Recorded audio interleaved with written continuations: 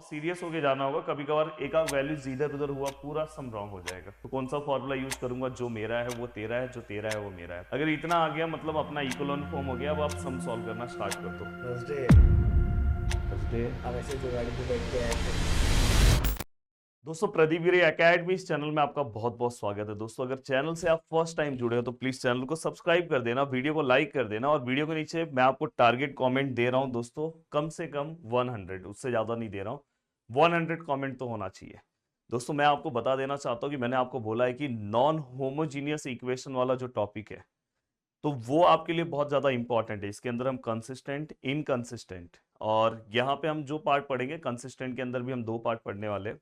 तो ये हम पढ़ रहे हैं ऑलरेडी, इससे रिलेटेड हमने एक लेक्चर ले लिया, तो पहले आप उस लेक्चर को देखो तो ही आपको ये लेक्चर समझेगा। अदरवाइज डायरेक्ट अगर आप इस लेक्चर को देखोगे आपको लेक्चर समझ में भी आ जाएगा, पर मजा और कॉन्फिडेंस उतना नहीं डेवलप होगा जितना अगर आपने इसके पहले का लेक्चर देख के फिर अगर आप इसको देखोगे तो आपको समझ में आएगा। इवन आपसे रिलेटेड जो आपकी प्लेलिस्ट है पूरी की पूरी, वो प्लेलिस्ट का लिंक भी आपको मैं दे दे रहा हूँ नीचे डिस्क्रिप्शन में, जिससे आप आराम से अपनी चीजें कवर कर सकते हो।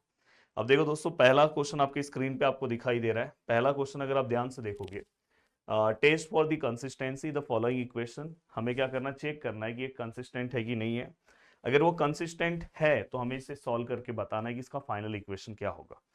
अब यहाँ पे ये x है, -2y है, +3t है, which is equal to 2x है, +y है, +z है, +t, which is equal to 4। 4x है, -3y है, +z है, +7t है, विच इज इक्वल टू 8।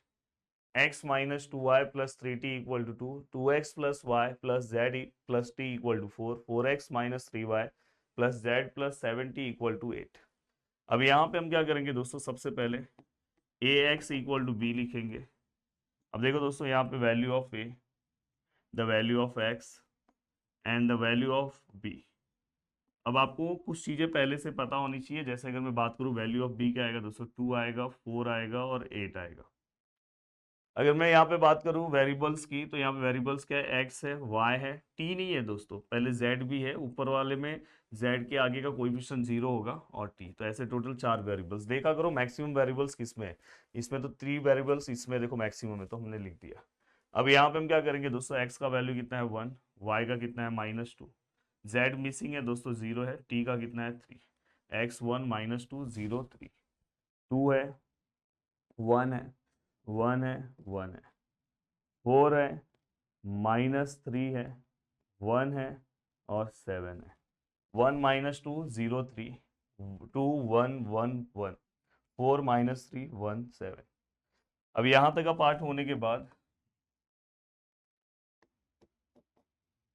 अब देखो दोस्तों, आपको मैंने सिखाया है कि इकोलॉन फॉर्म में इसे कन्वर्ट करो। इकोलॉन फॉर्म मतलब ये दोनों को देखो, जो 1 है उसके नीचे के दोनों वैल्यूज को 0 करो, फिर इसके बाजू का जो वैल्यू है उसके नीचे के वैल्यू को 0 करो। ये पूरे इक्वेशन का एम होना चाहिए, और फिर इसके बाद आप डिसाइड करो कि ये कंसिस्टेंट है कि नहीं है।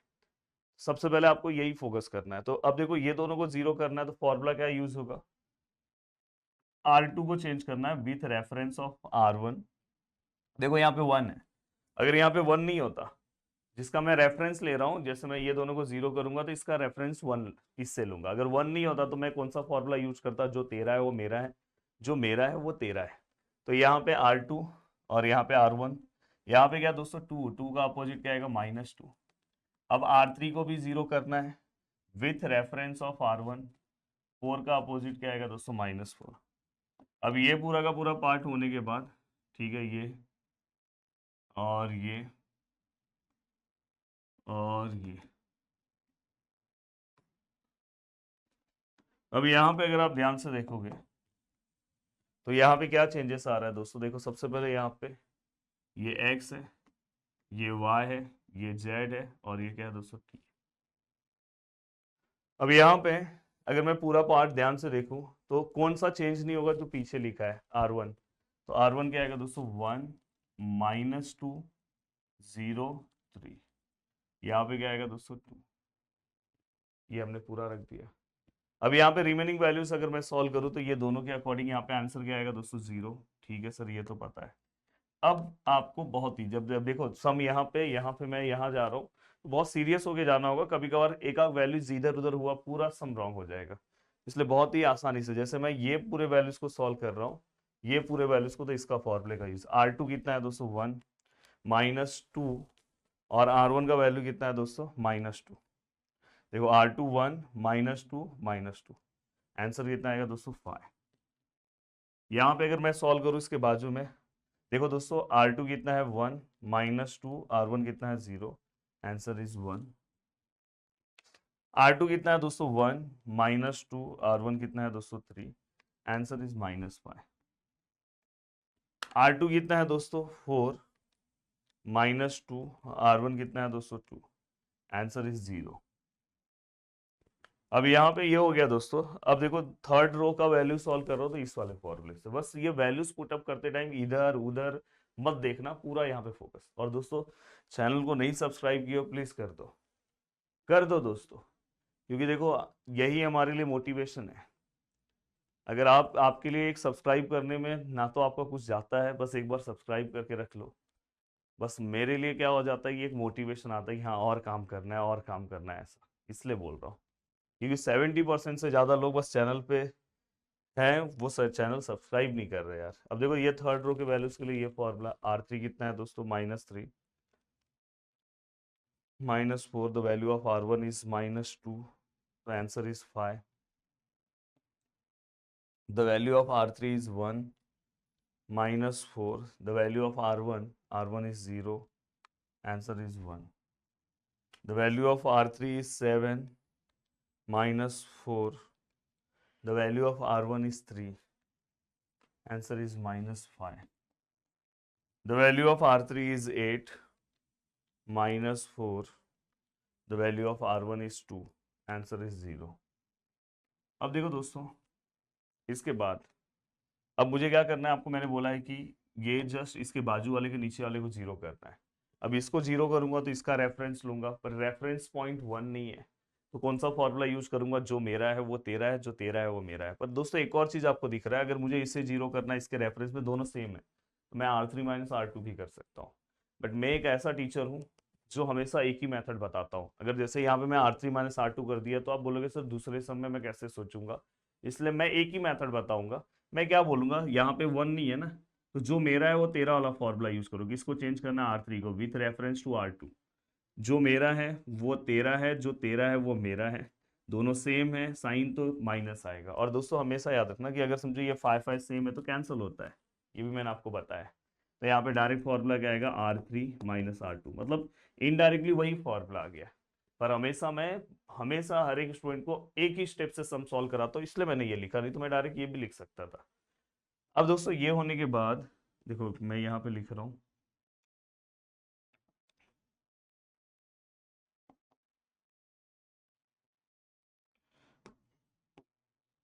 अब यहाँ पे देखो दोस्तों R3 - R2, तो सबसे पहले R1 सेम है 1 -2 0 3 x y z t, यहाँ पे क्या आएगा दोस्तों 2 1 -2 0 3 2 x y z t।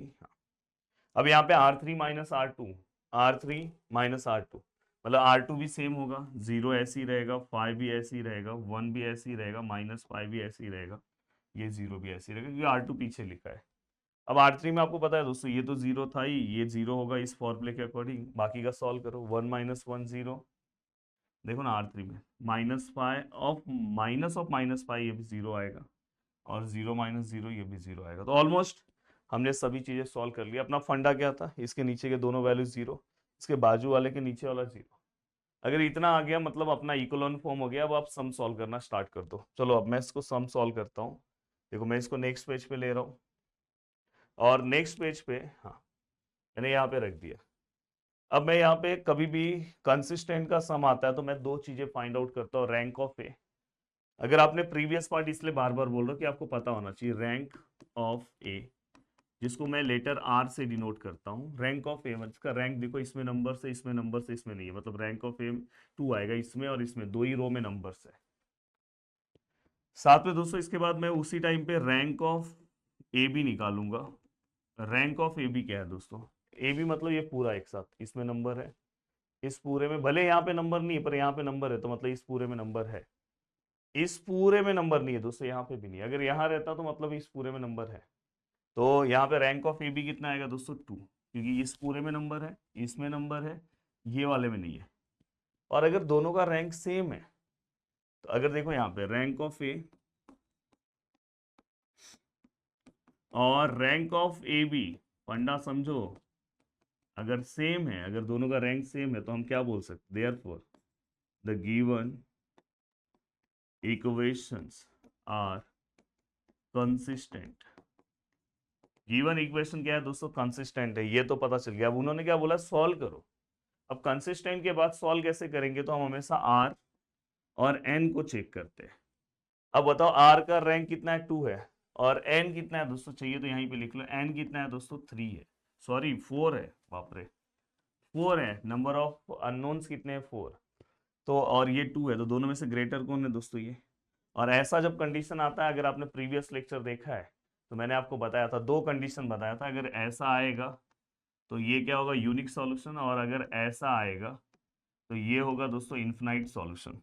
तो हमारा इस बार कौन सा आया दोस्तों, ऐसा आया। अब ऐसा अगर आया तो ये कौन सा सॉल्यूशन हो गया दोस्तों, इन्फिनाइट सॉल्यूशन। तो यहाँ पे हम क्या लिखेंगे दोस्तों, ये क्या आएगा, सिस्टम हैव, यहाँ पे आप लिखोगे system have infinite solution. Infinite many solutions भी बोलते हैं। अब वो आपको सॉल्व करके निकालना होगा। तो देखो दोस्तों, इसके पहले वाले सम में मैंने आपको यूनिक सॉल्यूशन का सम सॉल्व कराया था, अब इन्फिनाइट का सॉल्यूशन का सम सॉल्व करा रहा हूँ। नो सॉल्यूशन, अगर ये दोनों रैंक सेम नहीं है तो डायरेक्ट नो सॉल्यूशन आएगा, उसमें तो कोई दिक्कत नहीं है, इनकंसिस्टेंट हो जाएगा।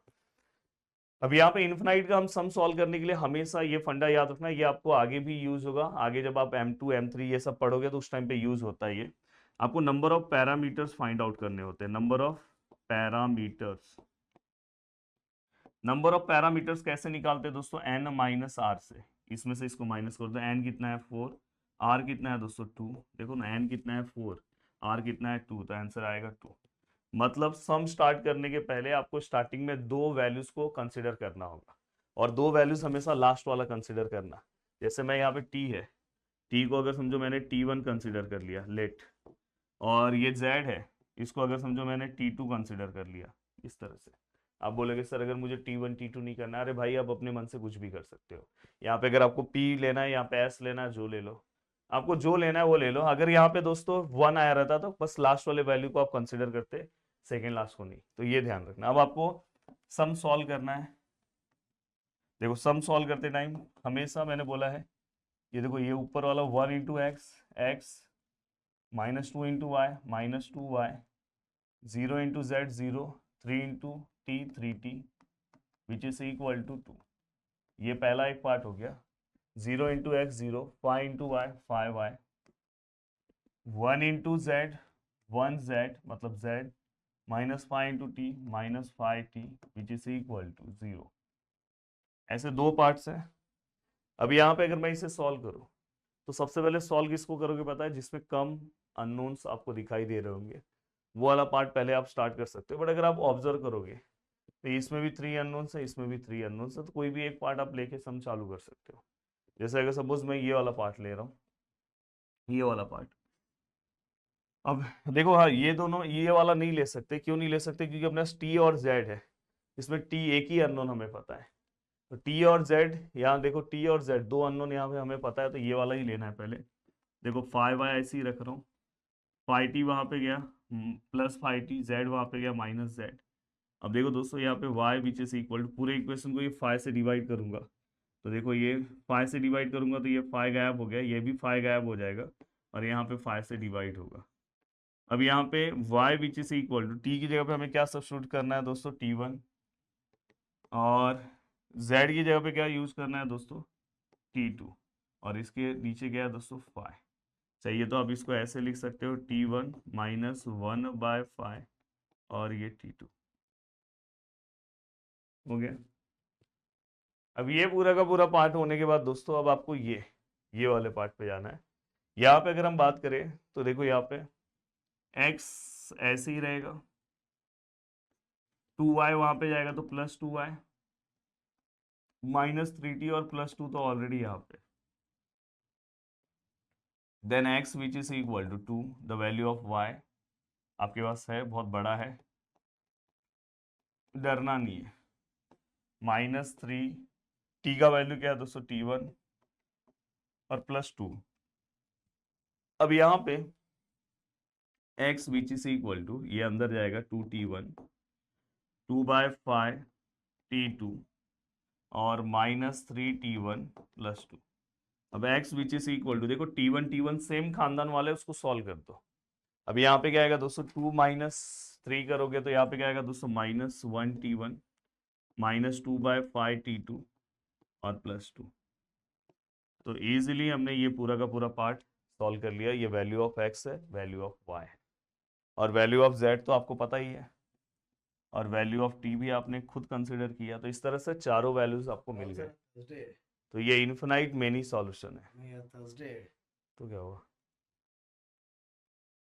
तो क्या हुआ फिर से, थर्सडे थर्सडे? आप ऐसे जो गाड़ी पे बैठ के आए थे, कौन से गाड़ी पे? एक कार था उसके ऊपर आप बैठ के आए थे। कार पे एक बैठ के नहीं आए थे क्या आप? एक वीडियो के अंदर कार पे बैठ के आए थे आप, से नीचे जा रहा था। नहीं यार, प्रेम जी ने वो कार बनाया था। प्रेम? कौन प्रेम?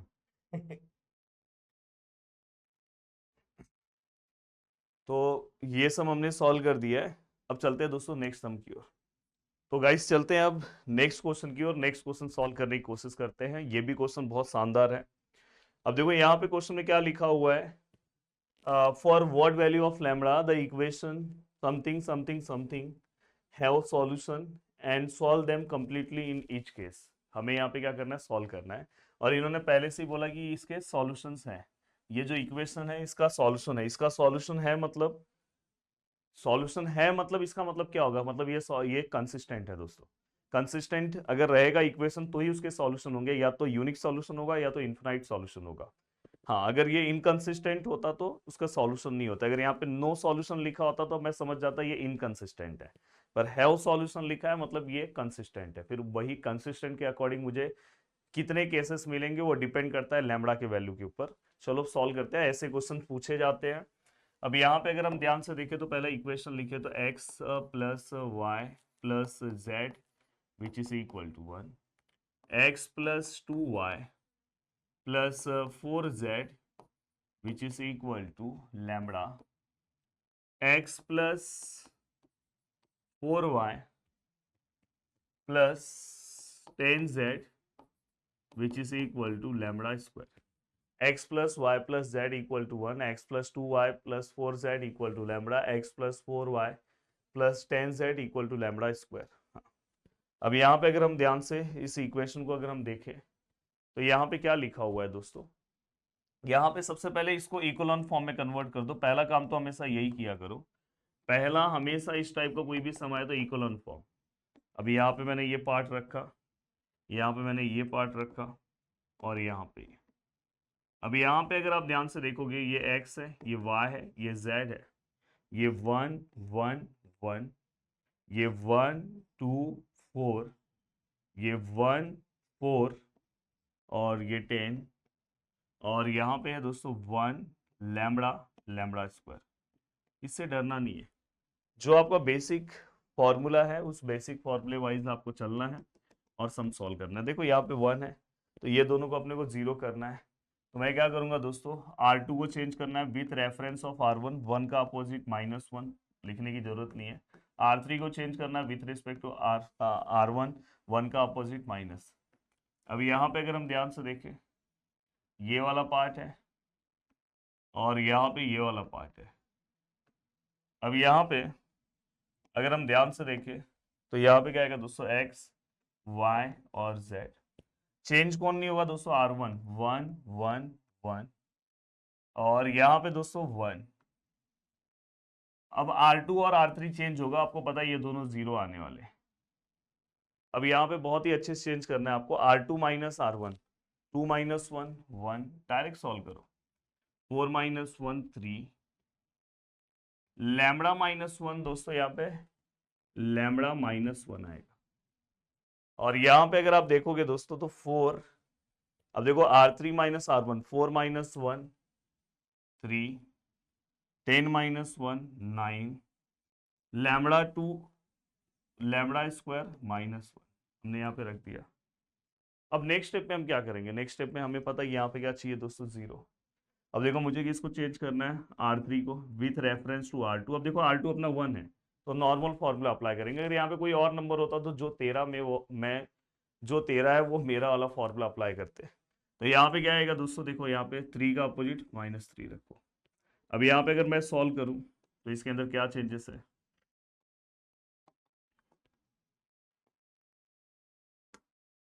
अब यहाँ पे देखो ये x है, ये y है और एक है z है। अब यहाँ पे क्या देखो चेंज कौन नहीं होगा, R1 चेंज नहीं होगा, R2 भी चेंज नहीं होगा दोस्तों, 0 1 3 और लैम्बडा -1। R3 में चेंजेस होगा, ये 0 है, ये फॉर्मूले के अकॉर्डिंग 0 हो जाएगा।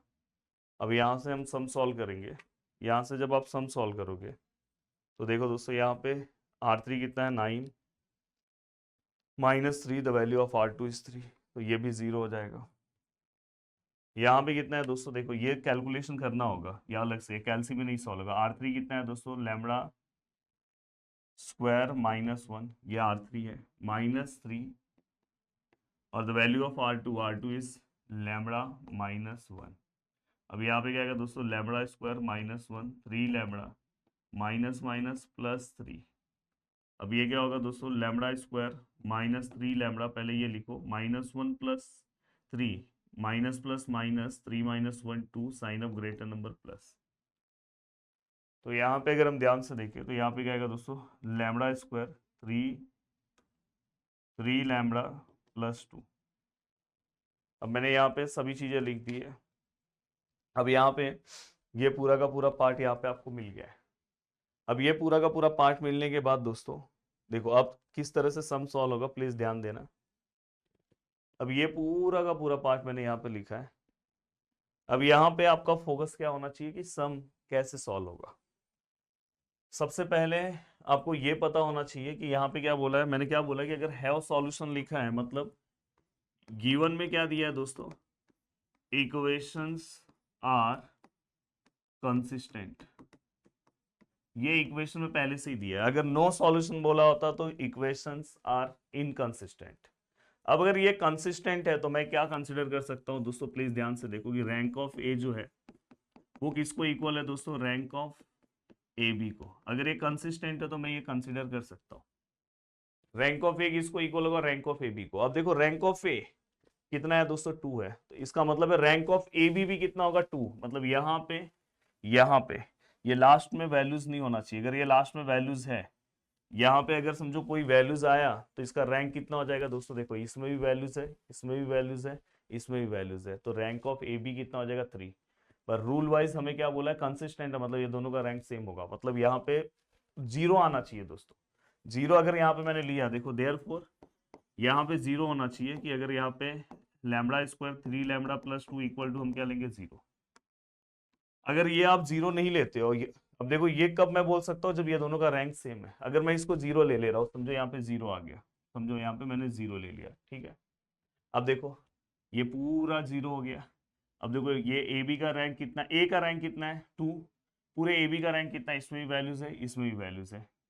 तो इससे ये पता चल गया कि अब हमारा जो पार्ट है दोस्तों वो रैंक ऑफ ए और रैंक ऑफ ए बी इक्वल हो गया। बस कब इक्वल होगा, जब ये 0 होगा। हमेशा याद रखना, इस टाइप के क्वेश्चन में नहीं समझा तो इसको 0 ले लो। अब इसको नॉर्मल अपने कैलसी से सॉल्व कर सकते हो, अदरवाइज डायरेक्ट भी आप सॉल्व कर सकते हो। जैसे कैलसी है तो कैलसी सॉल्व करो, मॉड पे जाओ, फाई पे जाओ। और कोई बोलेगा सर ये तो बहुत ईजी है, मैं डायरेक्ट सॉल्व कर दूंगा, पर मैं आपको बता रहा हूँ कैलसीज कैसे सॉल्व करते हैं। 3 पे जाओ, वैल्यू पुटअप करो 1 -3। ये सब मैंने कैलसी वीडियो में बताया है, जो कैलसी वीडियो में वीडियो के नीचे उसका लिंक दे रहा हूँ। अब यहाँ पे अगर आप ध्यान से देखोगे तो लैम्बडा का वैल्यू कितना है 2 और एक वैल्यू कितना है 1, मतलब 1 और 2 ऐसे 2 वैल्यूज है। अब हमें क्या करना है, यही वैल्यूज यहाँ पे पुट करके फिर से सम को पूरा सॉल्व करना है। देखो क्या बोला है, solve them completely in each cases. हमें क्या करना है, अब सॉल्व करना है। अब यहाँ पे देखो सबसे पहले अगर मैं यहाँ पे लिखूं केस 1, अगर सपोज मैंने लैम्बडा का वैल्यू 1 ले लिया, लैम्बडा का वैल्यू 1 लिया, या 2 पहले ले लो, कोई दिक्कत नहीं है। एक बार 1 लेके पूरा सम सॉल्व करो, फिर 2 लेके। अब देखो यहाँ पे क्या चेंजेस होगा।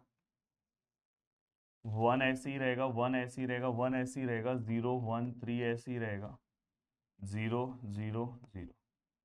यहाँ पे क्या चेंजेस है, ये x है, y है, z है। अब यहाँ पे क्या चेंजेस होगा, ध्यान से, ये 1 है। देखो दोस्तों, ये लैम्बडा की जगह पे 1 आएगा, 1 माइनस 1 0। यहाँ पे देखो, इसको कैलसी से सॉल्व कर लो। अगर यहाँ पे 1 आएगा, क्योंकि अगर मैं यहाँ पे 1 रखूँ तो देखो 1 का स्क्वायर 1, 3 इंटू लैम्बडा का वैल्यू 1 प्लस 2, तो डायरेक्टली यहाँ पे भी आंसर 0 आएगा। अब यहाँ पे सम को कंसिस्टेंट बताने की जरूरत नहीं है। अब सेम टू सेम वो प्रोसीजर की तरह पूरा सम सॉल्व करना है। किसकी तरह पता है, देखो ये पूरा प्रोसीजर की तरह सम सॉल्व होगा। अब यहाँ पे सम को कंसिस्टेंट बताने की जरूरत नहीं, क्योंकि हमको पहले से ही पता कंसिस्टेंट है। बस हमें ये चेक करना है कि कंसिस्टेंट के अंदर ये यूनिक सॉल्यूशन है कि यूनिक सॉल्यूशन है कि दोस्तों ये क्या है, ये हमें ये चेक करना है। अगर आप चेक करना है तो कंसिस्टेंट चेक भी कर सकते हो। देखो यहाँ पे रैंक ऑफ ए कितना आएगा दोस्तों, 2। रैंक ऑफ ए बी का अगर बात करोगे, रैंक ऑफ ए बी की वैल्यू की बात करोगे, तो देखो इसमें वैल्यूज है, इसमें वैल्यूज है, ये कितना है 2। अगर दोनों के रैंक सेम है तो मतलब ये क्या है दोस्तों, कंसिस्टेंट है। अब कंसिस्टेंट है तो सबसे बड़ा क्वेश्चन ये आता है कि सर यूनिक सॉल्यूशन है कि मेनी सॉल्यूशन है, कैसे डिसाइड करते हैं। एन और आर दोनों में से इक्वल है कि ग्रेटर है। देखो एन का वैल्यू कितना है 2, सॉरी आर का वैल्यू कितना है 2, एन का वैल्यू 3, दोनों सेम नहीं है और एन ज्यादा है। अगर ऐसा केस आया तो कौन सा सॉल्यूशन होता है, इन्फिनाइट, इन्फिनाइट सॉल्यूशन। अब यहाँ पे इन्फिनाइट सॉल्यूशन में हम हमेशा क्या करते हैं, नंबर ऑफ पैरामीटर डिसाइड करते हैं। अब यहाँ पे अगर आप बात करोगे तो नंबर ऑफ पैरामीटर्स कैसे करेंगे दोस्तों, n माइनस आर। n कितना है 3, r कितना है 2, आंसर इज 1। मतलब हमें किसी एक वेरिएबल्स को, अननोन्स को क्या करना है दोस्तों, कंसीडर करना है। जैसे मैं स्टार्टिंग में कंसीडर किसको करूंगा, मैंने बोला जो सबसे लास्ट में, इसको मैंने t कंसीडर कर दिया, या t1। अब आप अपना सम सॉल्व कर सकते हो। अब अगर मैं सम सॉल्व करूं तो ये पूरा इससे मल्टीप्लाई करो। यहाँ पे देखो x plus y plus z which is equal to 1, और दूसरा क्या आएगा दोस्तों, 0 into x 0, 1 into y y, 3 into z 3z which is equal to 0।